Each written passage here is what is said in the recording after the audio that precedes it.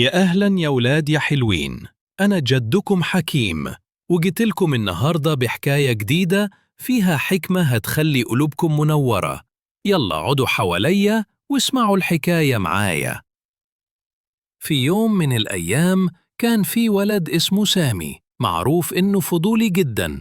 أي حاجة يشوفها لازم يعرف هي إيه، وأي حد يتكلم لازم يقرب ويسمع.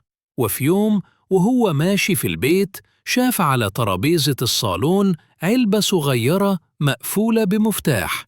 عينه لمعت وقال: يا ترى إيه اللي جوه؟ لازم أفتحها وأشوف.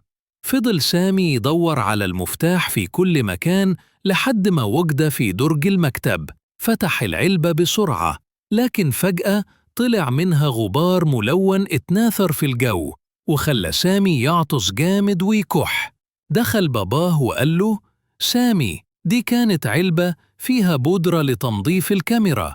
لو كنت سألتني كنت قلت لك، لكن فضولك خلاك تعرض نفسك للخطر. سامي حس بالندم وقال: آسف يا بابا، أنا اتعلمت إن مش كل حاجة لازم أعرفها فوراً، لازم أستأذن وأسأل الأول. ومن يومها بقى سامي يحاول يتحكم في فضوله ويسأل بدل ما يتصرف من غير ما يعرف. وخلصت حكايتنا يا ولاد. لو عجبتكم القصة ما تنسوش تعملوا لايك للفيديو وتشتركوا في القناة عشان تتابعوا كل الحكايات الجديدة. أنا جدكم حكيم وبحبكم كلكم من قلبي.